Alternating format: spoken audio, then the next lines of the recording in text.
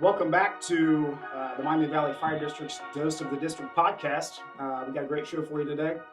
We're going to call this the Operations Chiefs podcast. I'll go around the table here. Again, my name's Nick Sanders. To my right, we got Assistant Chief Justin Null. He's our new Operations Assistant Chief. Beside him, we got Glenn Jirka, one of the Operations Battalions. He's on A shift. And then straight across from him, we got Mike Renk, who is C shift's Operations Battalion Chief. Morning. Good morning. Morning. How is everybody? Excellent. I'm excited about this. I think this will be a good one. We're going to touch on all kinds of topics and see where it goes. I'll let you guys kind of introduce yourself and talk about your background and history and so on. Yep. Like Nick said, Assistant Chief Justin Null recently came here from Clear Creek, just south of here, and was previously at Sharonville Fire. Was a battalion down at Clear Creek, and I'm glad to be here. A lot of good things going on at the district. Glenn Jirka, Battalion Chief. Been a Battalion Chief with the district since it formed.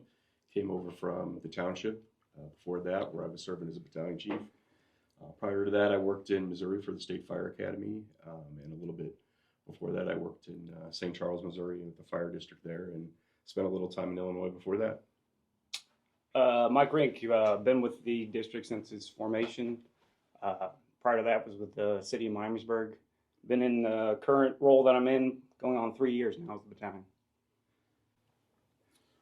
So obviously, I mean, as you can see, we got a wide range of experience, and all the way from Chief Jirka, who's been chief level for many years, to Mike and I that are relatively new in the operations battalion world. But I'll start by just asking, what is the most difficult part of being the operations battalion? And not necessarily here or anywhere, just what are some difficulties that you deal with on a daily basis that are above and beyond the normal calls that we go on? Because I think those are the easy part, personally. I think you're right on it. The calls are the easier part. I think people are the hard part.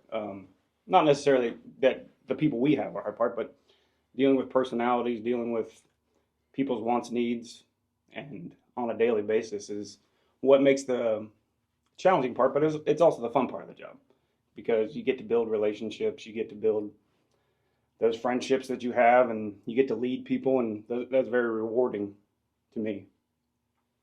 I would agree with that as well. People are definitely the number one thing about the job. I think the thing that's, I guess, kind of the most difficult thing for me is always the idea that you're responsible for a whole lot of things out of your control. All the time, whether it's a call, whether it's in the station, whether it's people's interaction, you're responsible for all of it. The bottom line is it's you. And with that, I think for most people in the fire service, we're kind of control oriented, because that's what we do. We go to scenes and try to make control out of chaos. You really have to resign yourself to this fact that you cannot control everything. And with that goes and I'm dependent on a group of other people. Yep. And I think that, for a lot of people, that's very hard. And I spend a lot of time thinking about, hey, I need to depend on them. And what does that mean? What does it mean for me to depend on them? What does it mean in day to day when we have these personal interactions Mike's talking about? How am I communicating that? How am I communicating my trust in them? How are they communicating their trust in me? Yeah, well said. One of the most difficult things that I dealt with when I was in that role was managing both sides of the house. That's exactly what I was going to talk about. So, a lieutenant is responsible for their crew. A battalion is responsible for all the crews, and battalions are also responsible to manage up. If they have good bosses, hopefully that's minimized, but there's still that element of you have to manage up. Yeah, pressure from both sides. Yeah, just like Jay said, you guys have to do all of these things at all levels. And there's so many people relying on that position and on you guys that it has to be done. Yeah, just to piggyback on that, and I was going to say that, I think, obviously people and those kind of day-to-day operations, the difficult part, the calls and that stuff, that's what we, train for forever. But that pressure from both sides, I was reading an article yesterday kind of getting ready for this, and that was the basis of the article was, you have bosses and they have expectations, and you got to meet those, and you also have to meet the expectations of your folks that work for you and ensure that their needs are met. It can be difficult, for sure. I've said it a couple times, and it's not always this way, that sometimes you feel like you're the kid in where your parents are going through a divorce or in a rough relationship, because you're trying to play both sides and you're trying to keep both sides happy, and sometimes it's difficult. But I think for the most part, it is the job, really. That's what we're here for. So, I mean, you got to get it done, and you got to be that person. You don't always get thanked. No. Most of the time you don't. Right. And I would say as well, if you put the people first, if you're making decisions based on what's best for everybody, you're not always going to make everybody happy, but I think you can at least go to sleep at night knowing that you did the best you could to keep operations going. And I think that comment has been made several times. The higher you go up in promotions, the farther down you go in priority. Oh yeah. If you're doing it right, so I think the three of us as operations, we realize that we come into the day and none of it's about us. It's all about the guys and the girls that we work with and getting the job done, completing the mission kind of thing. So let me ask this: how do the different personalities affect the operations? So what I mean is, you have different lieutenants, and you also have me and the other chiefs. We all have different personalities. How do you manage that? How do you guys manage that? I think utilizing those personalities where their strengths are at, and trying to, if I have one lieutenant that, loves EMS and has a focus there, put their focus there and let them focus on those things instead of trying to, focus on something that maybe they're not as interested in. And we all have to do that at some point, but, just trying to keep people, enthused, engaged into what they're doing. I would say that for me, it's a whole lot easier with the people on my shift than it is with the administrative people. For me, it's about, just like Nick said, my big thing is everything we do is a team sport. It doesn't matter what it is. If you're in the firehouse doing something, whether it's, mundane duties or it's incident response, it's a team sport. I really try to emphasize that and get people to play to the strengths and appreciate other people's strengths, whether or not they're your best buddy or not. Doesn't matter. We're all on a team. We all want to win. And what does winning look like? Winning looks like answering calls the best that we can, saving property, saving lives, doing the things that we're charged to do. For me, the difficulty comes in when you start talking about administrative stuff, because administration is really important. We can't do our job if we don't have money, if we don't have resources, if things aren't taken care of, if we're not reporting, doing the things we do.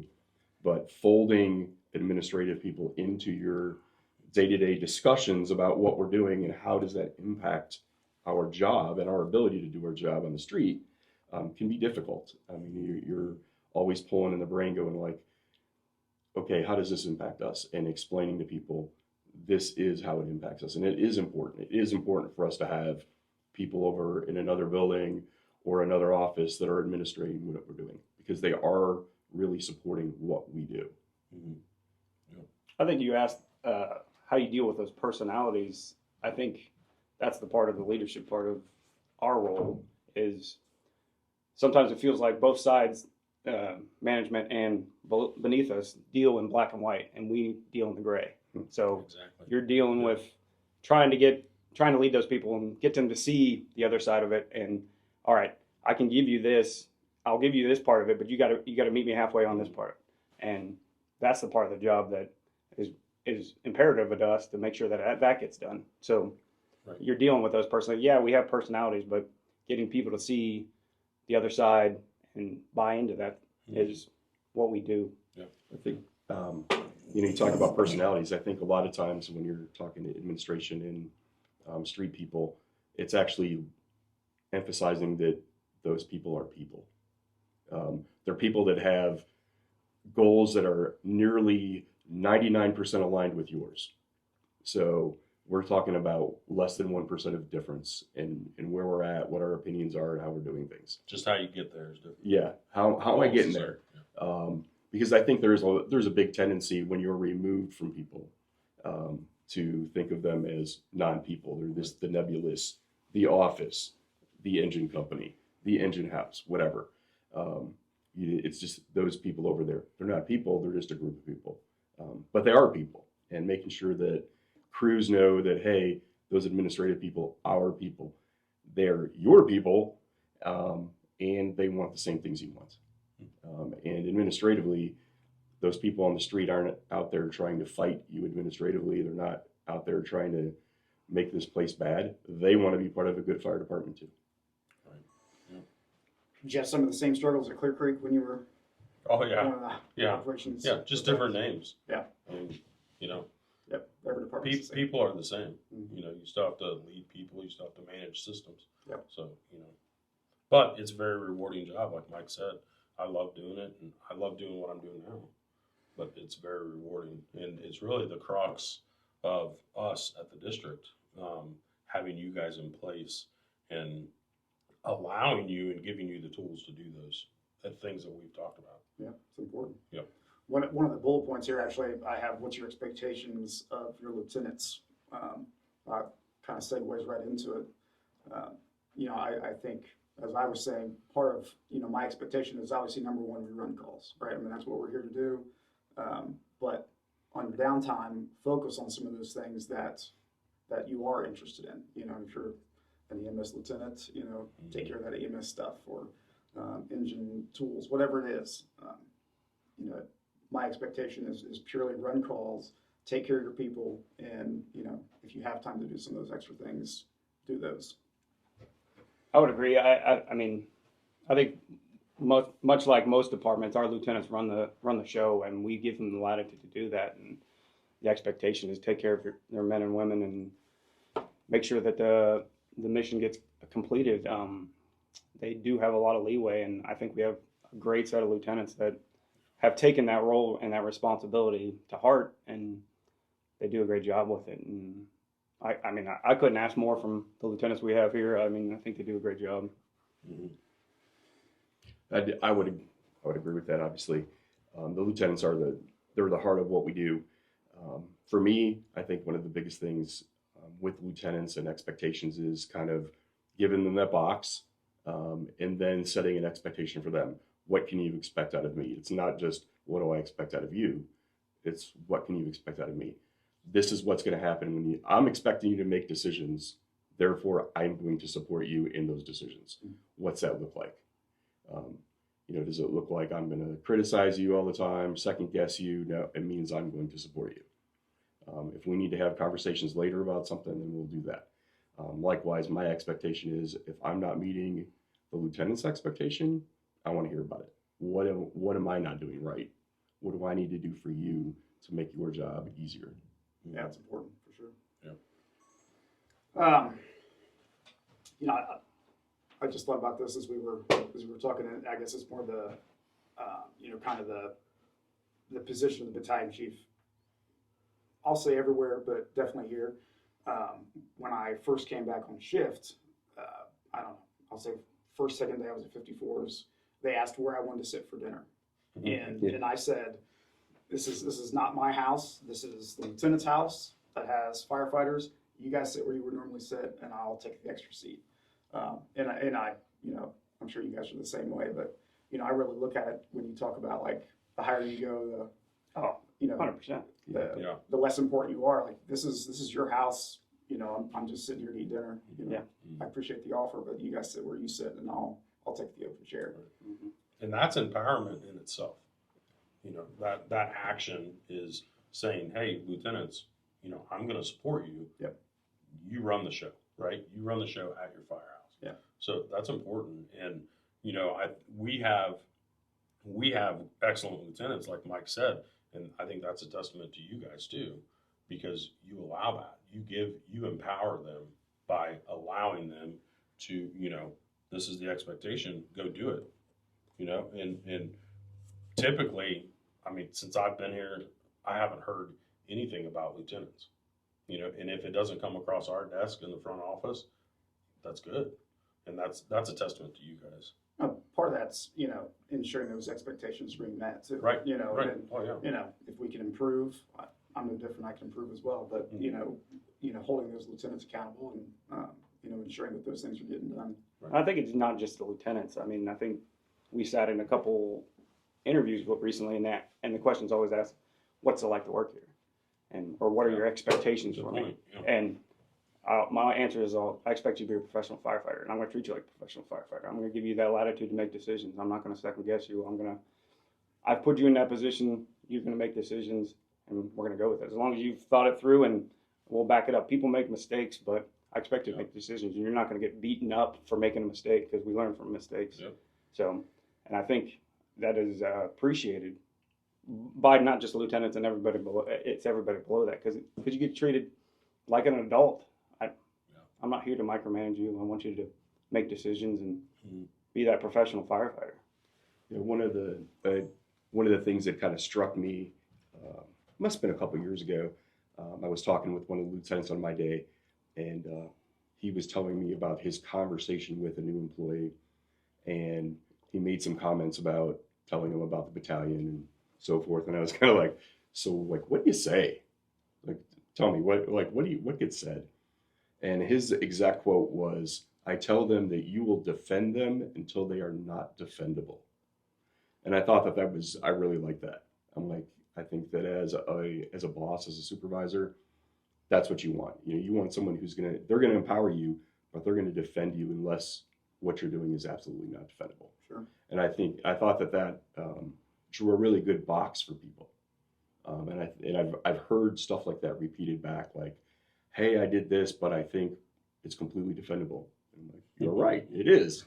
But it set that mindset in the new people of, hey, I am free to do my job. I have a lieutenant who's with me. I have senior people that are with me. I have a battalion that are with me. And they're all operating on this principle of they're behind me. They're going to support me unless what I'm doing is just not defendable. I've said that too to the new people, is the only mistake you can make is not making the decision. Make that decision.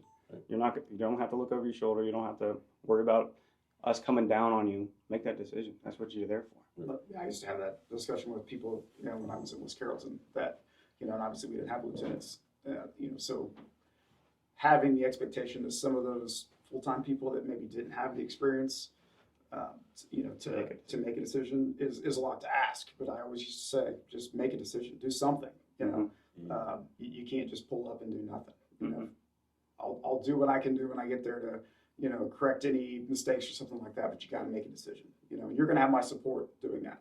Right. We may talk about it afterward, sure, you know, and talk about what we could have done differently. But you know, I'm never going to come down on you for making a decision. You got to do that. From your standpoint as an assistant chief now, what is some of your struggles that maybe you didn't have as a battalion that you have now, you know, kind of now supervising the battalion level? Put you on the spot there. The 3 clowns that work for me. Well, they're not new struggles in the fact that, you know, we've already talked about everybody's different, right? All 3 of you have different personalities. And, you know, I need to be able to lead through that and adjust what you guys need. So I faced that. It's just different people, right? Yeah. So one of the biggest struggles is I don't know a lot of people here, and I don't know them intimately in the fact that, you know, we didn't fight fire on a hose line with each other. You know, at Clear Creek, you know, I came up through the ranks. I knew those guys intimately because of that. So with you guys, I'm more, my learning phase is a lot broader because I don't have those experiences. So, you know, keeping myself in the mindset of, you know, hey, maybe I wouldn't do it like you guys, but you've probably been doing it like that, and I just don't know. So that's been a big learning curve for me. But, you know, we're human. We're all human. So, Sure. I'm okay with that, and we're all learning. The other thing is I feel the burden or the need to support more lower. So everything that I do, I keep the mindset of operationally, I'm looking at 1 year, I'm looking at 3 years, I'm looking at 5 years. You guys are looking at a week, a month, a year, or the day. So my outlook of 1 year, 3 years, 5 years has to be communicated to you guys so you can communicate it down in the trickle down effect. Sure. So keeping that mindset of an operational view at the 1, 3, 5 years and not having the viewpoint of, well, this is just a task that's on my desk and I have to complete it has been a struggle. But I'm working through that. I'm creating my own systems, and I think that we'll be good.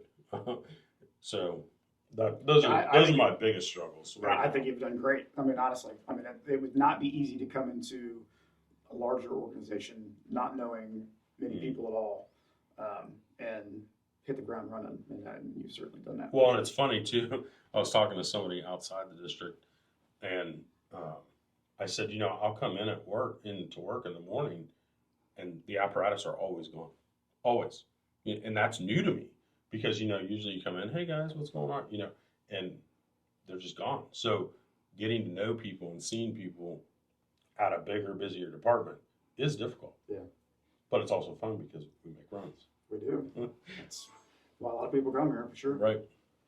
Speaking of making runs, we'll segue into the fun part of our job, which is actually commanding a fire. It's probably the smallest part, but I guess my first question would be, what is your mindset en route to a fire? That is really broad, but are there certain things you're thinking about every single incident? So I would say yes. Not so you get dispatched on, you get toned out for that structure fire. Obviously, you have trust in the men and women you work with, so they know their roles. They do, and we've got preset responses and everything like that. So en route, I think in my mindset is I'm looking for answers to the test. The test would be the fire. So what kind of information I can get, whether it's I know the area because we got several different areas. I know what kind of structure I'm going to. Is there a supply issue? Is there who's my second due? Where are they coming from? I obviously I know who's coming, but is it a different direction? And do I need to worry about placement? Is there an alley that I work at? So those answers I'm looking for en route, and I'm fiending for those information from the MDT or updates from dispatch that, hey, give me something that can help me out with this test. Because it's almost, I was thinking about this the other day. It's almost like playing football and you're the coach and you've got scripted plays, but you don't know what the other team's going to throw at you. And so you're looking for that, and you're looking for tips. Somebody's tipping me something. Looking for the audible. Right. I see something. All right, cool. We're prepped for this. Those are the things I'm looking for. En route. I know my guys and girls know what they're doing. I mean, you guys know as well as I do. You get our structure fires run pretty smoothly because we've trained for that. We've got preset what everybody's doing, first, second, third due kind of thing. It's those little changes and that little information that maybe I have to, like Chief said, audible something. Yep. Yeah, I think for me, responding to any call, whether it's a fire or another one, is kind of like information overload. So the first thing in my mindset is I'm rolling out the door going, stay calm, make sure everyone stays calm, let's all get there. And then it's about the information. You've got a screen over here, you're trying to drive, you're trying to navigate traffic, you're trying to see what's going on a screen. For me, I'm trying to listen to what's going on the PD channel, because that's going to give me some information. What's dispatch telling me? I tend to put a lot of heart into listening to the first due company. The things the first due company officer do on the radio, those tell me a ton about what they're anticipating. So, you can hear it in their voice, you can hear what they say. I've had these conversations, like maybe I'm not calling extra resources because I'm not really sure I think I need them. But if my first due goes, when I hit the door, I'm calling because well then by gosh, you do that. You know, there's no bad for doing that in our job here. We're fortunate. You're a first due and you think you're going to need it, then call it. But when they do that, that tells me something about their expectation of what's going on. It's another input. And then honestly, everything that I hear and get to the point when my first due gets on scene is all suspect to me. We've all been to it's burning down, there's trapped people, they're hanging out of the window, who knows what, police screaming about smoke and everything else, and your first due company pulls up and they're like, yeah, it's steam from a dryer vent. Mm-hmm. Okay. We've all seen that. Yeah, you know, and everybody goes to those calls. So in the back of my mind, I'm kind of getting this game plan and thinking about what's going on, but everything is suspect till my first people get there. Yep. And then it's game time. Then I'm listening to them. You know, what's the groundwork they're laying? Because like Mike said, every company, every shift, we all have a game plan. You know, some folks have gone far enough as to call it their playbook for their company. I'm pulling an X, a Y, a Z, or an A or B or C. The ladder is going 1, 2, or 3. We've got plays. Yep. What are those first two people? What play did they call? Because what play they call tells me what's going on. And then my job as a battalion is to come in behind them and finish the play. You know, because they have done their job to set me up. And it's very rare that I think, I don't know how about you guys, but for me, you talk about how great the lieutenants are. Our lieutenants do a great job. I can't remember the last time we changed a play. I got there and went, oh, this is like going way down the wrong track. I don't want to do this. Adjust, change gears. You know, it just doesn't happen very often. But that's a consideration you're always thinking. It's like, do I need to change gears? Do I need to change the plan? Or can I work with the plan that they've started? And I would say that 99% of the time, you're right on their plan. And I think that really comes from spending time with your crews, you know, sitting on the couch, talking about fires, talking about incidents, talking about crashes, rehashing things, so that people know what your mindset is and you know what their mindset is. And you kind of get to that point where everybody has an expectation and they know what's going to happen. Yeah, I think that's a good thing when you get to work with a group of individuals long enough. Everybody kind of knows what everybody else is going to do. You know, the lieutenants know what you're, kind of the route you're going to go with, attack and where you're going to place things and your expectations. And same with me and the lieutenants. And I'm sure the guys below the lieutenants have a good idea of what the lieutenant expects and what they're going to do and decisions they're going to make. So yeah, all good. One thing I was going to bring up to touch on both your points, our nursing home incident, that was one that, you talk about, I know the building. Mm-hmm. I have been there, going back to Myersburg hundreds of times. PD traffic, you hear PD traffic, dispatch asking you, do you want to upgrade this, working fire? And you're like, just wait till I get there, and that's the one time you get there and you're like, oh, they weren't kidding. This is real. But yeah. It's, there's so much going through your head when you're out to a fire, and, what do I still have in service?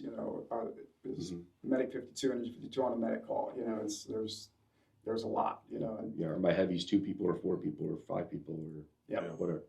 And mutual aid, how's it coming? Is it 2 people, 1 person, 5? Well, and some of that now too, that's been a difficult transition for me is having an MDT, right? Because this is the first time that I've ever had that experience, and I'm so used to hearing people on the radio going route. Now they still do to some extent with fires and if they're taking a medic out of service or something. But not hearing that apparatus, is difficult. Now I got to look down and see all the line of equipment coming is different. Yeah, I think like you were hitting on with what I got coming as far as what's on the apparatus and things like that. That's something we deal with. Is kind of unique. Is building that puzzle once they get there of how's this going to all fit together, because you go to bigger departments.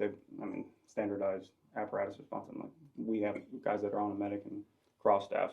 So building that out to make it fit what we need is part of the job. Part of figuring out that test, putting it together. So two cool things. Well, a lot of cool things happen on the nursing home fire, but that are applicable to this discussion is I witnessed two of your lieutenants come up to you and go, hey, I'm going to take care of this. And they came up to you, they said, I'm going to take care of this, and they were gone. Yep. And the operations went incredibly smooth. Instead of you needing to say, hey, I have this need, can you do this? Like, that's invaluable. And I experienced that in my previous job, lieutenants coming up and saying, hey, I can anticipate this, I'm going to do this. And it was awesome to see that. The other thing is to your point, we had crews fighting a fire off of medic units, and then they transitioned from their wet gear. You know, they took their wet gear off, and then they became transport units. And that just goes to, you know, your point. Like, you got to put those pieces together, and those pieces are different for every incident and as the incident develops. And that was cool to see, you know, guys come in and, hey, what do you need? Well, I need, you know, this patient care piece. I need this transport piece. Okay, I'll be back. I'm going to take all my gear off. And then they come back in and they're ready to work. Yep. So, you know, all of those pieces are so important. And you guys having the ability and, you know, doing that, putting it together is, you know, paramount. I was talking to my brother yesterday, actually. We were catching up and, you know, talking about decent fires that he's had and that I've had. And, you know, part of the discussion was about the nursing home, but in a bigger picture, he's like, you know, 90% of our fires, if not more, almost run themselves. And it's because of the lieutenants. You know, Yeah. I mean, obviously there needs to be a command officer, but there isn't a whole lot that I do on those, you know, everyday structure fires, you know, the houses and things. But it is that nursing home fire where, you know, I can't manage all of that stuff. I need lieutenants to come up and say, Right. you know, we're going to go do this. Cool, go do it. You know, I can't manage that. So And that's built through trust. yeah, absolutely. Yeah. You And trust them, they trust you. Yes. And, oh, okay, you have this need. yeah, I mean, that goes back to, I think, all the lieutenants we have. I mean, Yeah. Department wide is, you know, a really strong group. Mm-hmm. Yeah, and I would take that one further. I think that in our department, we also have a very strong cadre of, for lack of senior guys and gals at every house. I think that the lieutenants do an extraordinary job of communicating to their people, hey, this is what I do and why I do it. And this is what you need to do for that person out there in the car when you are filling my seat. Now they may say like, hey, maybe you're not as aggressive or as broad as I would be, but you need to step into that role when you're the senior person, when you're riding up, and you need to do these things. And we just have some excellent people at those senior spots that are riding up that can hop into a lieutenant seat on a ladder on an engine and do the job there as well. And I think that makes a big difference, because there are days when most of your lieutenants aren't here. Someone's sick, someone's off, someone's on EDO, and all of a sudden you've got 3 ride-ups and a couple people, and you're doing it. And I think that we're very blessed that our lieutenants are not only good at their job, but they're good at communicating their job to the people that they work with. Well, I think a lot of that's perspective too, right? I mean, it gives our firefighters the perspective of a lieutenant and some of the difficulties that come with that role, and it gives the lieutenants, when they ride up for us, that perspective of, you know, some of the difficulties that we deal with on a daily basis, you know, which I think is healthy for everybody, you know, to kind of see all the sides. And yeah, I think it also goes to the environment that we've created, that those senior guys and have the ability to voice their opinions, voice concerns, voice when they're on that call, like, hey, LT, did you catch this? Might as well, why don't we try this kind of thing? And we give them that leeway to, it's not follow blindly to whatever's said is done. Like we have that environment that they're able to do that. sure. How does that transition into the firehouse? Sometimes it's tough. I mean, sometimes I don't need your opinion. You know, Exactly. not everything needs an opinion, and I think the lieutenants will tell you that. Like, not everything has to be questioned, but you don't want to stifle that. You know, there's a time and a place, obviously most of the time in a place, it's fine to get opinions and things like that. But minute things sometimes they get questions are. It's really, why are we still talking about this kind of stuff? I think that I think there's something to be said to listening to people, to let them know that they're heard. The other side is we've all had those bosses and the situations where you get the explanation of, at the end of the day, I'm still the one it falls upon and I get to make the decision and you guys got to live with it. Or the, many votes are cast, few are counted kind of stuff. And I think letting people vent, letting people have their opinion is always a good thing. I mean, occasionally someone will knock your socks off with something you weren't expecting. Yep. You'll get the, hey, you all are stupid, and this is why. And you might have heard that you all are stupid 100 times, but nobody's really giving you a good argument for why you are. Until that one person gives you the one more, you're stupid, and you go, ooh, there's some real good stuff in what that person just said to me. And how do I grab onto that and take it? And then I think for me, sometimes it's good when you have those people that say those things to you to come back later and go, thanks. Like I appreciate the fact that you said that. Yeah. Because while you think you're just complaining to the boss who's not going to really listen, it made a difference. And we changed something. We did something different. You impacted what we do for the better. And giving that person the opportunity to kind of speak their mind and be honest and not, get beat up for it. Yeah. Oh yeah. Yeah. It gives them ownership. At least they were able to voice their opinion.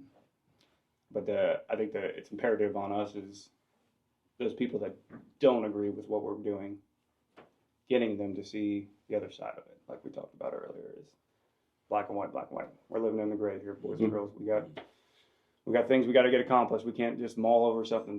Decisions need made, kind of thing. And there's time constraints on things that we do, and we need to have a decision, and that's on us to make that decision. Yes, we're weighing everything you said from both sides, but end of the day, the decisions have to be made. We can't just not make decisions. Back to your question, I think the transition to the firehouses is good, and I'll go on a kind of a different route with it. That most of the stuff in the firehouses gets done without any supervision at all. And I'm sure you guys do something. I always send out a morning text, and it's kind of whatever's on the schedule. Here's some things that may not be on the schedule that I got going on. So from the battalion chief, this is what's happening. I'm sure the lieutenant does the same thing with the crew. Here's some of the things I want to get done, and then beyond that, everything else just gets done. And that's again the good people of the district just do all those things. And pick up and do projects that need done. That we probably don't even see because we got 20 other things going on. At the admin level, but they're cleaning firehouses and unclogging toilets and doing whatever else they do. All those things just get done. So I think the transition of giving people the trust and the leeway and the ability to just go do things does transition well in the firehouses in that respect. But all that stuff just kind of happens. So when you're on a fire, we'll go back to the structure fire thing. I'm assuming everybody kind of has a checklist, a way of doing things in their mind. What are like the 3 or 5 top priorities? And I don't want to get into blue card and other things, but not necessarily your, a command structure, but what are some things you're always thinking about? And obviously some of those things can vary, but you kind of touched on it a little bit already about, placement and, okay, I'm sitting here looking at this, I got an engine and a ladder. Where's the next one going? Do I need a hydrant? Some of those things. I think once you're on scene, I think your mind starts to, all right, where could this go bad? What could change? What could put the safety of my men and women in peril? So you're always thinking about, all right, we do this. What's gonna affect? I think that's the big thing when I'm out front, and is all right. Where's everybody operating? What are my conditions? You're constantly monitoring conditions and Do I need more resources? Do what I have here? I mean, 90% of your fires, your first due response is plenty, but do I need more? I think those are the safety aspect of it is once you're starting to operate, is the safety aspect is what we're looking at least in my viewpoint. That's really why we're there, I think. Yeah. I would agree. I think for me, some of the big things are things that I feel like my crews aren't taking care of because they've made them my job. And probably, along the lines of safety, my first instinct at every call is to worry about the ingress and egress, because I want to know where the medic's coming and where they're leaving from. And that medic might be for victims or it might be for my people. So I'm always looking at it from the standpoint of how am I getting people in and out of this thing? I don't want to turn this into a parking lot. I need to have EMS access, and it needs to be rapid, whether that's, like I said, for a grab or for our people. So probably my number one thing is where's the medic? Where's the medic crew? What are they doing? And I think we've probably all been to fires where the first due medic shows up and there's 2 guys on the medic or 2 gals, and they're with an engine company that only had 2 people on it, and a lieutenant pulled a line to the door and they show up, and where are they going? Front door. Okay. Perfectly reasonable. If that, I don't think any of us expect something different. Okay. They're going to try to minimize this damage and minimize life safety hazards. They're going to put this thing out. They're going after it. It's an offensive fire. Fine. So for me, I'm going, where's the next 2 people? Who are the 2 people? Who are the designated 2 that are going to that medic if that crew that just went inside comes rolling out with somebody? Yeah. Okay. And I've had that happen. I've had a crew go in, a medic pull up, go in with them, grab a patient, come out the door, and I had 2 people standing there going, we got him. We're going. And I think that, those seconds make a difference. And I think that it makes a difference if it's someone on a crew goes down. Same thing. You want to know who's bringing them. Sure. And I think that the people inside the building are counting on me to know what we're doing when they bring somebody out, because they're viewing their job as get in, find the victims, get them out. Hey, it's on you to figure out what we're doing with them then. Yeah. And I feel like that's an expectation that's reasonable. You should expect me to have that answer for you. That's the good thing about having so many paramedics too on the department, that you can't just be like, hey, you're now EMS, and it goes back to that transition of we're thinking this way, now we're going this way, and now you're a paramedic taking somebody to the hospital. So I think that's the big one. That's the number one thing for me is what am I doing if I have a patient.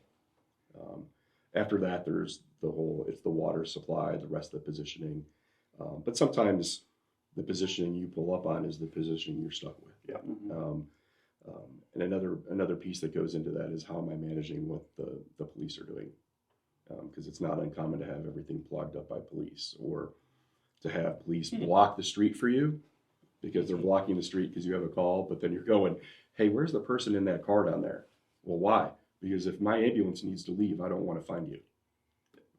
That they're going to push you out of the way, or you're going to move, but we need to be able to get through there. And it's very common. It seems that some, especially newer officers, they'll leave their car and go down the street, and you have no idea where they're at. I will say that in my experience, Miamisburg and Miami Township both do a pretty good job of staying out of the way. I mean, they're just it's like not us. always easy.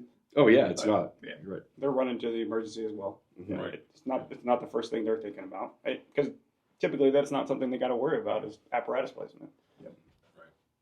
Yeah. Well, and they're not worried about our apparatus No. placement. No. Right. Because that's our job. Well, I mean, they're often thinking about life safety as well. Sure. Yeah. They're coming to the door to help crews with whatever they need to do, It's and what they do. Yeah, and so- they're appreciated when they do that. absolutely.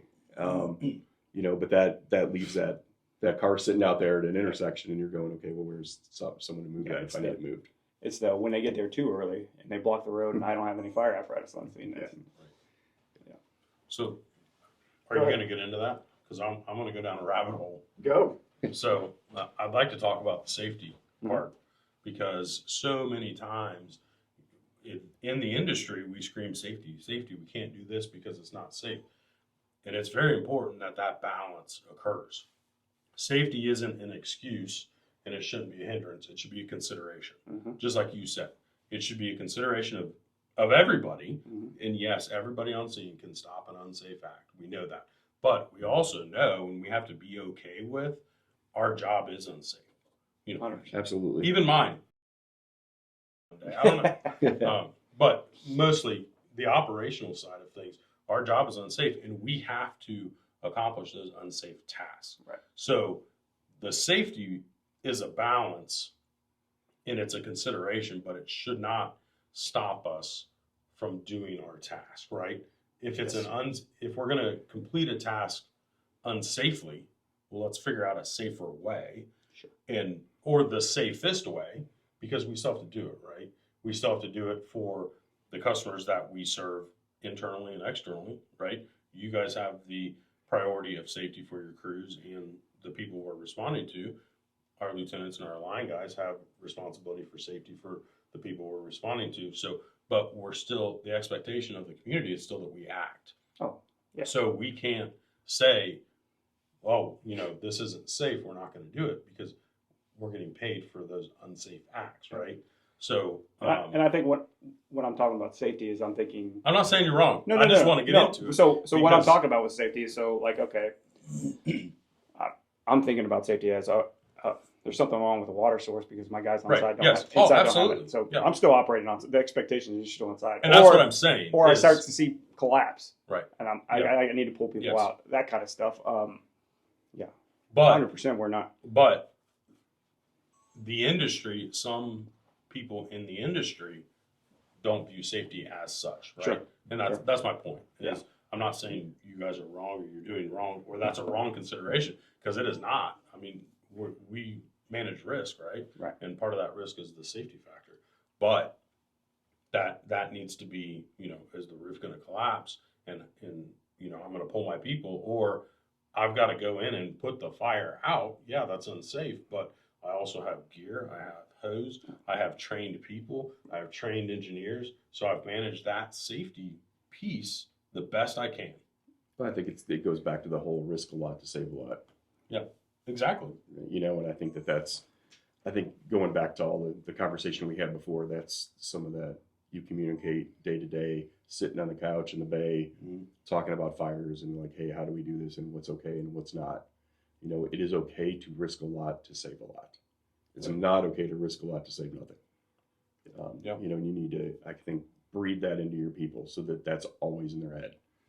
I think a big part of it too is, from our standpoint, is it's almost putting puzzle pieces together. That, okay, I got a crew inside, they got water on the fire, they're making a good knock on it, but I got heavy black smoke pushing from the outside, and taking what they're saying, what you're seeing, other factors, and making that decision on safety. What is the best thing we can do? Okay, so we got a crew inside, we don't have a hydrant. The hydrant we thought we had, it's 5 degrees out, that hydrant's froze.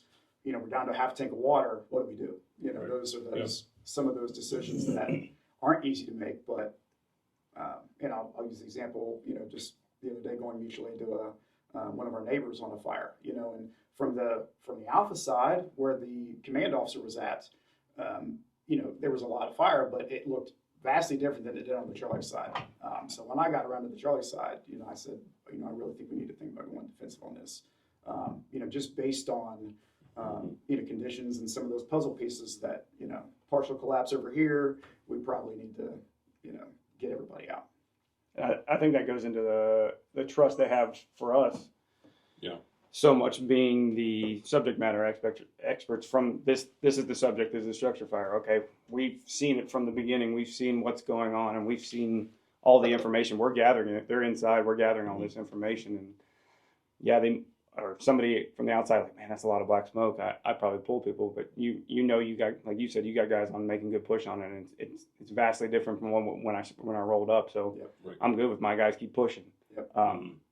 So we're that person out front making that call, and that would be the safety aspect of it. Right. Is those drastic changes that we've seen since we've been there, that we know, and through our experience, no, that's not a good idea. That's not kind of that's what I'm saying for the safety aspect of it. I think. I mean, I think we're all willing to risk a lot to save a lot, and I think a lot of guys and girls that'll go in and get the job done. And Fixed or mobile command? What's your preference? And we're not going to talk about any I think types of. Yeah, I think we've had this conversation too. I don't like sitting in a car. Obviously, something like the nursing home fire is obviously something different where you're going to have 1,000 people, but your bread and butter structure fire, I'd rather stand in the front yard and be that person. Not a big radio guy. I like to do face-to-face communication when I can. I think there's definite pros to being face-to-face with your crews and explaining things to them. Obviously, there's a time and a place for radio traffic, and everybody needing to know that. But yeah, I'd rather be out of the car, and I think there's more benefits to being out of there. And obviously, you want to be accessible. You don't want to be on the Charlie side when somebody's looking for you, kind of thing. But Sure. yeah, Well, you're wrong. Okay. That's fine. I'll keep being wrong.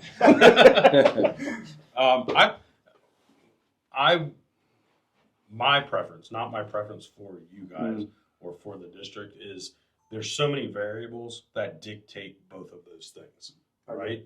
There's so many variables of, what's your crew makeup? Do you have a brand new lieutenant and brand new employees? Well, maybe that dictates you're in the front yard. What's the size of your building? Like, there's so many variables. So having the ability and the structure to adjust that and maybe even do a blended, well, on the nursing home fire, I'm going to sit here because there's a lot going on. I'm staying in the car. Oh, this has calmed down. We fixed these problems. I'm going to get out and I'm going to, go face to face with my guys and make sure they're okay and do all this stuff. So I don't think we should, and I would not commit to one or the other. I think that, the cool saying of more tools in the toolbox, that's applicable here. And you guys have the ability to say, I'm either going to stay here or I'm not. The important things still exist no matter what you do. Is your people need to know where you're at. They need to know who is in command. If I show up, I don't want people coming to me just because I'm a chief. Like, that doesn't mean I'm in command, right? Sure. If you're in command, you're in command. They need to know that location just as much as you need to know where your crews are at. And situational awareness. If you need to either get out of the car to better manage or get back into the car to better manage, you need to be aware of that. So, there's so many variables in our job. So that's my opinion. I would agree with that. For me, I think some of the big variable, weather impacts you. If you're trying to keep track of stuff and write it down, and you're standing out in the rain, it makes it pretty difficult. Sometimes you need to be able to duck into a car to write some things down or jot some notes or take a quick drawing, whatever you're doing for your scene management. I would generally say I like to be out of the vehicle when things are getting going, for the simple reason that when you figure that most of our incidents that we go to are single family or 2-family dwellings, and they're on smaller streets and there's a lot of things going on, I don't want to take senses away from myself that I don't need to take away.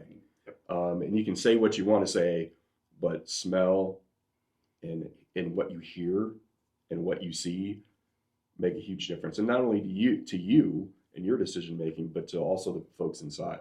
One of the things that I try to do is make sure that if I'm seeing conditions that are changing in a way that the crew inside probably isn't expecting, I'm communicating that to them. Yeah, it's those puzzle pieces you're putting together. Yeah, yeah. So I'm telling them, just like I'm listening to them, they're listening to me. Like, hey, this is what's going on. The other side of it is, especially on smaller structures, like Mike said, the whole face-to-face thing is really good. I feel like on small structures, there's this time when we're arriving on scene, things are a little bit more chaotic. Things haven't settled into the game plan. It's really a dangerous time, and so I hate talking on the radio then, and I hate other people talking on the radio then, to the point where I've literally told other people to shut up. Like, you come here, what? Shut up. Stop talking. Okay, you have a maybe two people in the building on a hose line on an initial operation, two people outside, and yourself. You're like, they're at some of the highest risk right now. Yeah. Unless you got to tell them, like, either yell so they can hear you, or mum's the word. We're listening for them. We're not telling them anything. You talking to 3 rigs about who's going to lay hose when they get here, if they get here, when they're still 7 minutes out, is not helpful. Yeah. What's helpful is listening to the few people that just made entry, because they're in there conducting a search, trying to hit the fire, and make those plays. Now, commercial building is a whole different deal. I think you go to a commercial building fire. I think it's a lot easier to put yourself at a spot where you can see a lot of the building, to manage it, and to not be stripped of every sense that you have because you're sitting in a car down the street. Sure. There's just so much information because we're typically first or second into our district anywhere. I mean, just because we're in a car, we can get there quicker. Those first initial on scene, there's so much information we can gather that we don't need to or rely on our crews to get in there. Like, hey, I got somebody on the second floor, or because that early information gathering. You're gathering the answers to the test, and you don't have to rely on other crews to figure that out. When you have people there on scene, and you can make that. I mean, I know we all like to get out. I mean, obviously 360s get done, but you like to do your own 360, just so I know what's going on the backside. I think those are some of the pros to being mobile. I mean, There's a lot to be said too about if your crews are in and you're in it with them. Oh, I agree. If it's storming out and you're sitting in your car and you're waving at them, there's a lot to be said. When my kids play sports, if they're out in it, I'm out in it. I'm not sitting in the car waiting for them to get done. One, that shows support of our crews, and it also shows that we're still human. I mean, right. We have the choice, right? But we still want to be them. But yes. it goes a long way for the crews to see that. So if the situation dictates. I completely agree. I'm much more comfortable standing in the front yard than I am sitting in a car. That nursing home fire was a difficult incident for me. Sitting in a car, I don't think I've ever sat in a car for an entire incident. It's a different, especially that size building. There's so much you don't see. Yeah, and completely depending on what you're getting on the radio from your crews. And it goes back to trust. Never doubted any of it, but it's different. Much more comfortable on that single family dwelling, standing there and again, hearing, seeing, smelling, doing my own 360, and even occasionally looking at the side or the back, and kind of putting some of those words that I'm hearing on the radio with what I'm actually saying. It makes a big difference for sure. I agree. Well, I don't really have a whole lot else. What do you guys got? You guys anything else to add? I think operationally, I think we run pretty aggressively. I think I'm proud of the way we run operationally. I think a lot of the points we hit on this podcast was the men and women we work with, that the jobs they do, and the amount of training they've put in, and the amount of trust we've put into them, and the environment we've created for them to operate has really proven dividends for us as an organization. I think that, I couldn't speak higher of, the way that we operate. I think, and I think it shows, and there's a lot of pride that happens in this organization on the way we operate, and they take pride in what they do and all the, I think operationally, I put us up against anybody when it comes to that kind of thing. Yeah, I would second that sentiment. I think I think the number one thing that limits our people is the number of jobs we go to. I think we do run a fair number of fires. I think it's always bigger than you think it is because we really do put a lot of things out real quick. But that's what we should be doing. But I think there's a natural instinct amongst all the ships, whether it's the battalions or whatever. It was just It was just a one-room burnout. It was nothing. They knocked it down before the second rig got there. We sent them all home. We called an investigator and mulled around for a while. It was nothing. It's something. Yeah.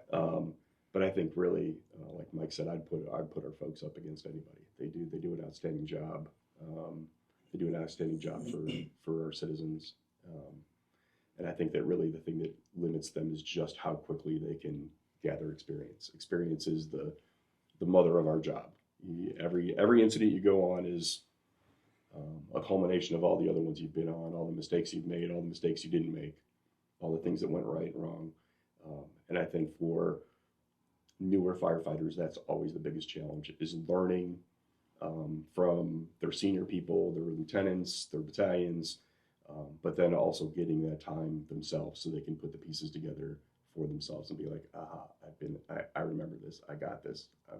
I'm standing in that situation here and I'm doing X. And until they get those experiences, it's always very hard. When I go back, I don't know, was it a couple years ago? We had a firefighter that was on the ladder. A probationary firefighter went to call, went up and cut this perfect hole, and everyone's like, "Wow!" He's like, "You ever done that before?" Well, that was his first time he ever cut a hole here. Looked like a textbook. Does he have some experience somewhere else? Yes. Was this his first, decent fire here? Yeah, it was. Outstanding job. But the difference in how he carries himself and what he does now compared to what he did that day is way different. And it's all because he's gone there, he's done that. Not, I think I know how to do it. I've practiced to do it. I've trained to do it. I've done it in training. It's, I went there, I've cut holes. This is how it goes. Yeah. How we operate, or how you guys operated before I was here, is probably the primary reason, if I really sit down and think about it, of why I came here. With that being said, I'm not here to change anything. My goal and my outlook is to support everything. And the whole department, everybody's function should be and is to support operations. It's for a one-room burn, or it's for a nursing home, or it's for EMS calls. Sometimes it doesn't seem like that at varying levels, at different levels, but we all in this room and the people in the office with me need to keep that in mind. Is everything, in order to continue our operations being so good as they are now, we need to continue to support operations in everything we do. And that is my goal, and it's everybody else's goal in the front office. I can attest to that. Although sometimes it doesn't seem like it, but. Well, I think it's also imperative on us to make sure that message is relayed, and the understanding is that what happens in the front office is supporting operations. Yep. And back to that gray area of, like, you might not see it that way, but Yeah. that's how it's happening. Well, and it might not seem like that today, right? Sure. But in 3 years, we might have that aha moment, like, Right. oh, that now makes sense. And that's consistent with the creation of my position, right? You guys can't do that in your role of balancing all those things that we've talked about in this podcast. You can do that, but you can't do it effectively. Sure. So Something's moving. lacking when you're taken Yeah. away from something. Right. Yes. Yeah. Because there's only so much time and there's only so much energy. So moving forward as a department, I think the sky's the limit because we have the operational foundation, and we all understand, and we're moving in directions currently that say and support everything we do is for operations. And there's no reason why we can't continue that. So I think that's very important. I think it's a testament to what we do around here. That this was an operations command podcast, and more than half of it was about how good the lieutenants and the firefighters are. Right? They are the operations of the department, Right. and they make our job really easy. I think for sure. Having been in a similar role to a different department and not having that support, underneath, and having to almost have all the answers sometimes, having that support underneath it makes it so much easier. So much easier. Well, Cool. thank you. I Yeah, thank you. I think This this was was awesome. Thank you. Thanks to everybody out there. Hope you enjoyed the podcast, and we'll see you next time.